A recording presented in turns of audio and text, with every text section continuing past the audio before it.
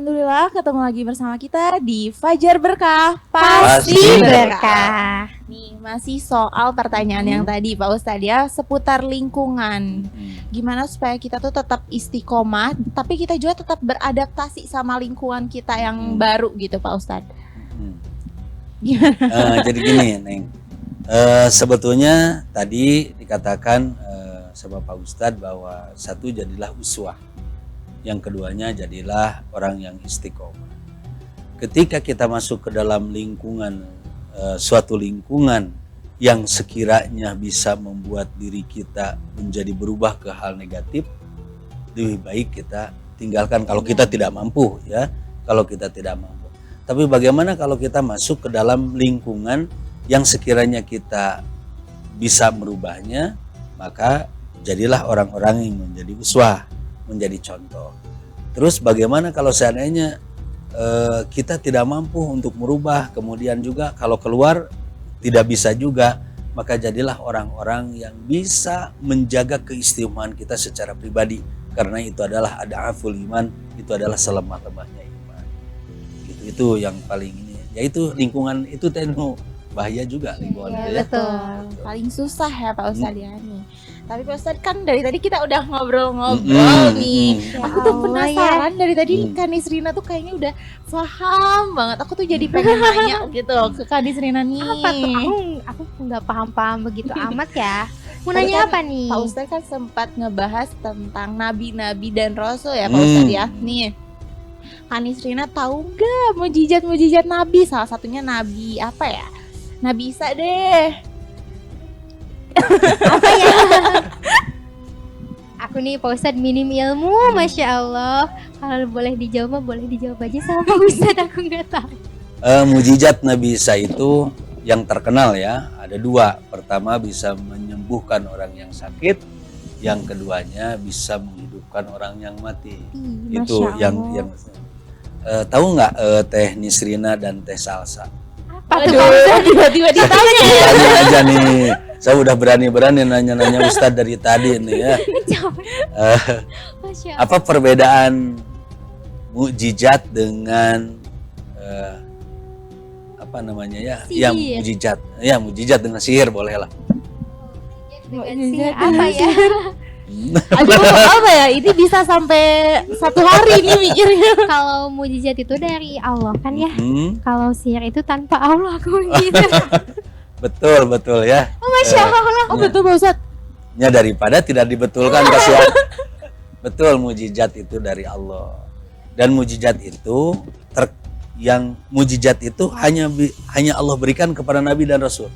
Tidak pernah diberikan kepada siapapun selain Nabi dan Rasul. Apalagi kepada saya ya Pak. Iya, jangan bilang Teh Sasa gini, aduh alhamdulillah mujizat hari ini saya tidak dimarahi dosen tiba-tiba baik, ya tidak juga gitu ya. Jadi mujizat itu hanya terjadi satu kali kepada Rasul. Satu kali. Iya. Nabi Ibrahim hanya satu kali tidak hangus dibakar. Nabi Musa diceritakan hanya satu kali membelah lautan. Tidak pernah Nabi Musa datang ke Pangandaran tiba-tiba ngebelah lautan, ini kan tidak. Atau Nabi Ibrahim tiba-tiba ngambil korek tuh saya tidak hangus dibakar, tidak. Jadi mujizat itu diberikan kepada Nabi dan Rasul dan insidental sekali. Jadi kejadiannya itu secara tiba-tiba. Oh, betul. Masya Allah. Tapi bukan juga nanti ketemu, aduh tiba-tiba saya jadi jatuh cinta, tidak juga ya, itu bukan mujizat. Mujizat gimana Pak Ustadz ya?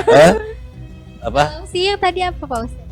Kalau sihir itu sesuatu yang dihembuskan oleh syaitan, ya sihir. Kalau ilmunya mah tetap dari Allah, gitu ya. Tetapi yang dihembuskannya, yang dilakukannya oleh syaitan. Sehingga Rasulullah ketika disihir maka turunlah Al-Quran surat An-Nas dan Al-Falaq, ya surat An-Nas dan surat Al-Falaq. Itu adalah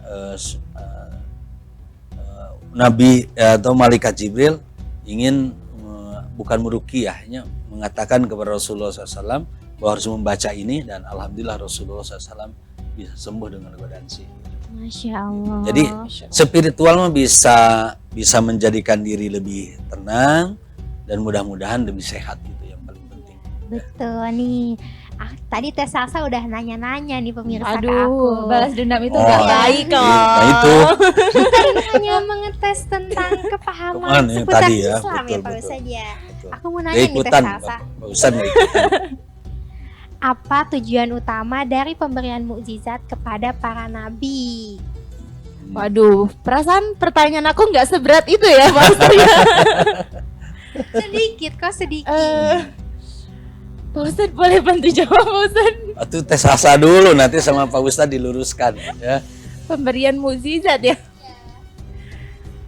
Waduh, nyerah deh Coba. saya Pak Ustadz. Ulangi lagi gimana? pertanyaannya? Apa tujuan utama dari pemberian mukjizat kepada para nabi? Kalau kita melihat dari salah satu mujizat yang diberikan oleh Allah kepada baginda Nabi Muhammad SAW, kan Rasulullah ini mujizatnya ada hampir lebih dari 12 mujizat.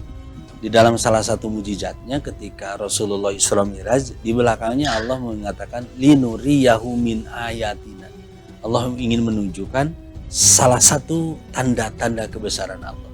Jadi mujizat yang diberikan itu selain dari melindungi utusannya, melindungi nabinya, dan Allah menunjukkan bahwa tanda-tanda kebesaran saya itu kata Allah ya lebih luar biasa. Di antaranya dengan turunnya mujizat. Ingin menunjukkan tanda-tanda keagungan Allah aja.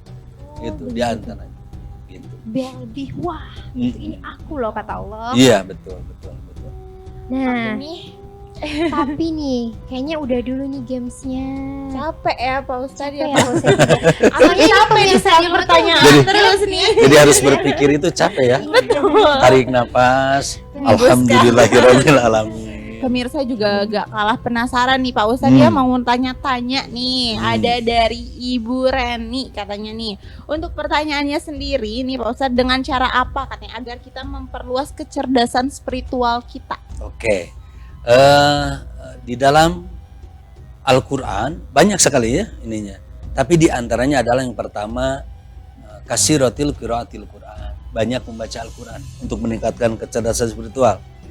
Dan memahami atau minimal membaca tafsir. Jadi jangan sampai kita mengaku umat Islam tetapi tafsir oge hiji teu boga di rumah teh ya. Jadi satu itu. Kemudian yang keduanya adalah banyak berzikir kepada Allah Subhanahu wa taala. Sebetulnya banyak, hampir 12 lah, tapi 3 saja. Satu, banyak membaca Al-Qur'an, yang keduanya banyak berzikir, yang ketiganya lakukanlah sholat dengan khusyuk. Cirina sholat khusyuk teh Salsa teh Nisrina, yaitu ketika sholat kita ingat kepada Allah, bukan ingat Bukan kepada ingat. jemuran. Iya makanan Pak Ustadz ya biasanya. Aduh hari ini makan apa nih? Iya betul, ketika sholat mendengar tukang cuankri tok-tok langsung Aduh, takut nih. keburu perang ya sih Mah. Begitu ya. Jadi ketika kita sholat maka kita harus ingat kepada Allah Subhanahu wa taala. Gitu. Nih Pak Ustadz ada lagi ini katanya dari Ibu Yuli di Cicadas. Pak Ustadz, apa jadinya jika kita tidak memiliki atau kurang memiliki kecerdasan spiritual? Akan kurang keseimbangan di dalam hidup. Kemudian hidup ini akan terasa lebih lelah karena dikejar dengan keinginan. Salah satunya itu, hidup ini akan terasa lelah, terasa susah kalau kita tidak memiliki kecerdasan spiritual. Karena gini, tadi teh bahwa ketika harapan kita tidak sesuai dengan keinginan kita atau tidak sesuai dengan apa yang kita hasilkan, kan tiba-tiba kita gundah gulana gitu kan ya. Makanya perlu bagi kita untuk memiliki kecerdasan sosial gitu ya.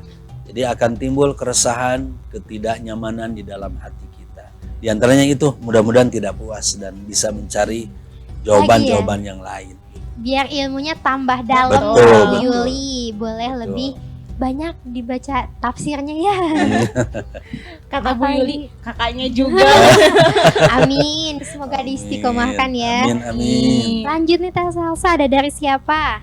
Nih untuk selanjutnya di sini masih banyak banget ya Pak Ustadz ya. Ya. Kita baca salah satunya lagi aja ya. Di sini ada Kakak Tiara nih katanya, apa tantangan terbesar dalam mengembangkan kecerdasan spiritual di era sekarang?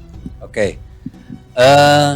Di era sekarang untuk mengembangkan kecerdasan tantangan untuk mengembangkan kecerdasan spiritual itu memang banyak hambatan. Betul, Teh salah Salsa. satunya lingkungan ya Pak Ustadz ya. Lingkungan, kemudian teknologi juga sekarang itu.